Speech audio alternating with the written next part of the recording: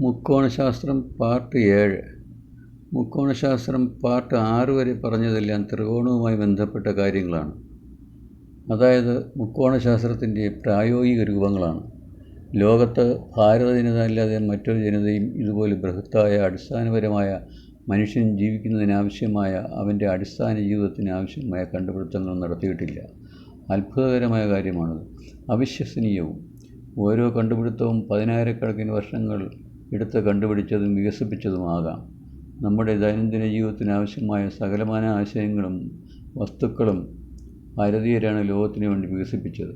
പുരാതന കാലത്തെ ജീവിതചര്യ ചിട്ടപ്പെടുത്തിയത് പന്ത് എന്ന ജംബുദ്വീപ് എന്ന ഭാരതദേശത്താണ്. ഇന്നത്തെ ഭാരതീയർ പുരാതന ഭാരതീയരുടെ തലമുറക്കാരാണ്. പാശ്ചാത്യരായ ശാസ്ത്രജ്ഞന്മാരും പുരാവസ്തു ഗവേഷകരും നാഗരികതയുടെ സ്ഥലങ്ങൾ ഖനനം ചെയ്യുമ്പോൾ ആ നാഗരികതയുടെ തുടക്കവും ഒടുക്കവും അന്വേഷിക്കുന്നുണ്ട്. അവർ അവസാനം പറയും, ആ നഗരങ്ങൾ കെട്ടിപ്പടുത്തത് അൺനോൺ പീപ്പിളാണെന്ന്. ഭാരതത്തിനകത്തുള്ള നാഗരികതയുടെ ആളുകൾ പോലും അൺനോൺ പീപ്പിൾ എന്നാണ് പാശ്ചാത്യർ പറയുന്നത്. എന്ത് കഷ്ടമാണത്, എന്ത് മണ്ടത്തരമാണ് എന്നാണ് എൻ്റെ അഭിപ്രായം. കാരണം ഇന്നല്ല ജനപദം തുടർ നാഗരികതക്കാരാണ് എന്നുള്ള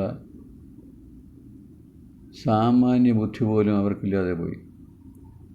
ഒട്ടുമിക്ക നാഗരികതയും ഭാരതീയരുമായി ബന്ധപ്പെട്ടവരോ ആയിരിക്കും. അവരുടെയെല്ലാം തുടർ നാഗരികതയാണ് ഇന്നത്തെ ഭാരതവും ഭാരതീയരും.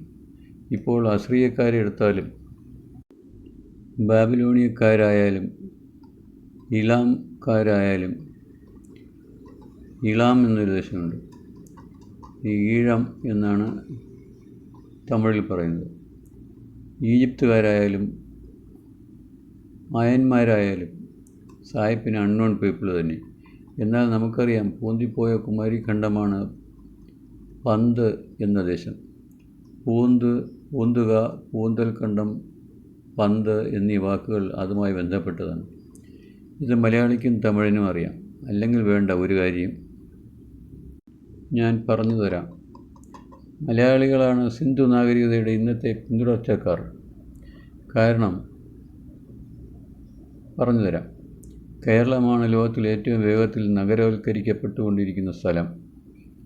അതുമാത്രമല്ല, മലയാളിയാണ് ലോകത്തിൽ ഏറ്റവും കൂടുതൽ വിദേശയാത്ര ചെയ്യുന്നവർ. സമീപഭാവിയിൽ തന്നെ കേരളമാകെ ഒരൊറ്റ നഗരമായി മാറും. ഇതിൽ നിന്നും സ്പഷ്ടമാണ് മലയാളികളാണ് സിന്ധു നാഗരികതയുടെ ഒരു പിൻതലമുറക്കാർ. സിന്ധു നാഗരികത 1.5 മില്യൺ സ്ക്വയർ കിലോമീറ്റർ സ്ഥലത്ത് വ്യാപിച്ചിരുന്നു എന്ന് ഓർക്കണം. ത്രികോണ സിദ്ധാന്തത്തിന് ഇത്ര പോപ്പുലാരിറ്റി ഉള്ളതുകൊണ്ടാണ് ഈജിപ്തിൽ പിരമിഡിൻ്റെ നിർമ്മാണത്തിൽ ത്രികോണത്തിൻ്റെ ശാസ്ത്രം ഉപയോഗിച്ചിരിക്കുന്നത്. ത്രികോണത്തിൻ്റെ ഗണിതം അറിയുന്നവർക്ക് പിരമിഡ് നിർമ്മിക്കാൻ കഴിയും. ഈജിപ്തിലെ പിരമിഡ് നിർമ്മാണത്തിൽ ഇക്വിലാറ്ററൽ ത്രികോണത്തിൻ്റെയും മട്ടത്രികോണത്തിൻ്റെയും സൂക്ഷ്മമായ കണക്കാണുള്ളത്. തെക്കേ ഇന്ത്യൻ ആശാരിമാരുടെയും മേശരിമാരുടെയും പതിനായിരക്കണക്കിന് വർഷങ്ങൾ കൊണ്ട് നേടിയ മുക്കോണ സിദ്ധാന്തത്തിൻ്റെ പ്രായോഗിക അറിവാണ് ഈജിപ്തിലെ പിരമിഡുകളുടെ നിർമ്മാണം കൊണ്ട് നമുക്ക് മനസ്സിലാവുന്നത്. എന്തുകൊണ്ടാണ് ഫറോവമാർ പിരമിഡ് തന്നെ തിരഞ്ഞെടുത്തത്? നമ്മുടെ പാശ്ചാത്യരായ മഹാപണ്ഡിതന്മാർക്ക് പിരമിഡിൻ്റെ നിർമ്മാണകാലത്ത് ഫറോവമാർ ഏത് വംശക്കാരാണ് എന്നും അവിടുത്തെ ജനത ഏത് വർഗ്ഗക്കാരാണെന്നും ഒരിക്കലും മനസ്സിലാവുകയില്ല. അവിടെ ചിത്രങ്ങളിൽ പല മാറ്റങ്ങളും വരുത്തിയിട്ടുണ്ടെന്നാണ് എൻ്റെ പക്ഷം. ഈ പിരമിഡുകൾക്കുള്ളിലുള്ള ചിത്രങ്ങളിൽ പല മാറ്റങ്ങളും വരുത്തിയിട്ടുണ്ട്. എന്നാൽ ഒരു സാധാരണ തെക്കേ ഇന്ത്യക്കാരന് ഫറോവമാരുടെ രൂപം കണ്ട് മനസ്സിലാവും അവർ തെക്കേ ഇന്ത്യക്കാരാണെന്ന്. ഫറോവമാരുടെയും ജനങ്ങളുടെയും കൺമഷി കൊണ്ടുള്ള കണ്ണും പിരിയമെഴുത്തും കണ്ടാലറിയാം അവരെല്ലാം തെക്കേ ഇന്ത്യക്കാരാണ്. രാജാക്കന്മാരുടെ തലപ്പാവിൽ സർപ്പത്തിൻ്റെ രൂപം കണ്ടാലറിയാം അവർ നാഗാരാധകരായിരുന്നുവെന്ന്. പുരാതന കാലത്തെ ജനങ്ങൾ പ്രാർത്ഥിക്കുന്ന സ്ഥലങ്ങൾ കണ്ടാൽ പാശ്ചാത്യർ അവിടെ ടെമ്പിൾ എന്ന് വിളിച്ച് പുലമ്പിക്കൊണ്ടിരിക്കുന്നു. ഏത് ജനതയാണോ മഹാനദികളുടെ തീരങ്ങളിൽ താമസിക്കുകയും ആ നദികളെ സിന്ധുവും ഗംഗയും കാവേരിയും താമരഭരണിയും നിളയുമായി ആരാധിക്കുകയും ചെയ്യുന്നുവോ അതേ ജനത തന്നെ ആണ് ലോകത്ത് മറ്റു മഹാനദികളുടെ തീരങ്ങളിൽ താമസിക്കുകയും അവിടെ മഹത്തായ നാഗരികതകൾ കെട്ടിപ്പടുക്കുകയും ചെയ്തിട്ടുള്ളത്. പുരാവസ്തു ഖനനത്തിൽ പുതിയ അറിവ് നേടുന്നതോടെ ലോകത്തിന് ഈ നാഗരികതകൾ ആരുടേതാണെന്ന് മനസ്സിലാവും. ഇരുമ്പിൻ്റെയും ഉരുക്കിൻ്റെയും കാര്യത്തിൽ ഭാരതത്തിൻ്റെ പങ്ക് കണ്ടുപിടിക്കുന്നതിൽ 100 വർഷം എടുത്തതുപോലെ ആണ് ഭാരതീയർ മഹാനദികളുടെ തീരങ്ങളിൽ താമസിക്കുകയും അവിടെ ഉയർന്ന നാഗരികത കെട്ടിപ്പടുക്കുകയും ചെയ്യും. അങ്ങനെയാണ് ഈജിപ്തിലെ നൈൽ നദീതീരത്ത് ഭാരതവംശജർ താമസം ഉറപ്പിക്കുന്നത്. ഇതെങ്ങനെ കണ്ടുപിടിക്കും? നദിയുടെ പേര് നോക്കിയാൽ മതി. നീല എന്ന വാക്കിൽ നിന്നാണ് നൈൽ എന്ന വാക്കുണ്ടായത്. അവർ നൈൽ തീരം വിട്ട് നിളതീരത്തേക്ക് പോയി. എവിടെയെല്ലാം അവർ താമസിച്ചിരുന്നു അവിടെയുള്ള നദിയുടെ പേരും അവർ പലായനം ചെയ്യുന്ന സ്ഥലത്തെ നദിക്ക് ഇടുന്നതാണ് പതിവ്. ഈജിപ്തിലെ അക്കാലത്തെ ജനങ്ങളുടെ വസ്ത്രധാരണം കണ്ടാലറിയാം അവർ തെക്കേ ഇന്ത്യയിലെ കർഷകരാണെന്ന്. കൂടാതെ വാലിട്ട് കണ്ണെഴുതുന്നത് തെക്കേ ഇന്ത്യയിലെ സ്ത്രീകളാണ്. ഈജിപ്തിലും അങ്ങനെയാണ് കാണുന്നത്. ഈജിപ്തിലുള്ളവർക്ക് സർപ്പാരാധന ഉണ്ടായിരുന്നതായി കാണുന്നു.